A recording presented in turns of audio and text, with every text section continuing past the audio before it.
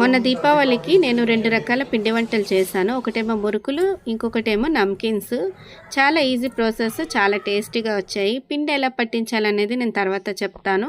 First అయితే పిండిలో ఉప్పు, కారం, పసుపు, జీలకర్ర, నువ్వులు, ఓమా వేసి, గోరువెచ్చని నీరు వేసి, డాల్డా వేసి మంచిగా కలిపి పక్కన పెట్టుకున్నాను.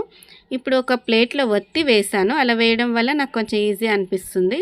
సో ఈ పిండిని ఎలా పట్టాలంటే మనం 4 గ్లాసుల బియ్యంకి 1 గ్లాస్ పప్పు వేయాలి. ఆ 1 గ్లాస్ పప్పు కూడా 3/4 వంతు మినపప్పు, మిగిలిన 1/4 వంతు శనగపప్పు, పుట్నాల పప్పు వేయాలి. అలా 1 గ్లాస్ పప్పుకి 4 గ్లాసుల బియ్యము మిల్లీ పట్టించుకొని తెచ్చుకుంటే సరిపోతుంది.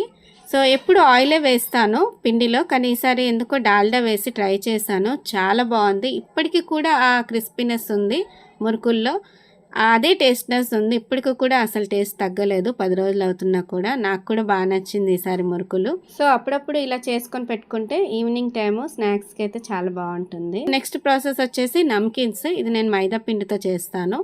మైదా పిండిలో నేను షుగర్ తీసుకొని దానిలో ఇలాచీ వేసి మిక్సీ పెట్టాను. షుగర్ పౌడర్ వేసి, కొన్ని నువ్వులు, కొంచెం సాల్ట్, ఒక చిన్న ప్యాకెట్ డాల్డా వేసి సేమ్ చపాతీ ముద్దలాగే కలిపేసుకొని చపాతీ పామినట్టే పామి చిన్న చిన్న ముక్కలు చాక్తో కట్ చేసుకొని ఆయిల్లో వేయించుకొని తీసుకోవడమే. చాలా బాగుంటుందండి. ఈ స్నాక్ అయితే ట్రై చేయండి తప్పకుండా. అసలు ఈ 2 రెసిపీస్ని మీకు డీటెయిల్డ్గా లాంగ్ వీడియోలో ప్రతిదీ కొలతలతో చూపించుంటే ఇంకా బాగుండేది.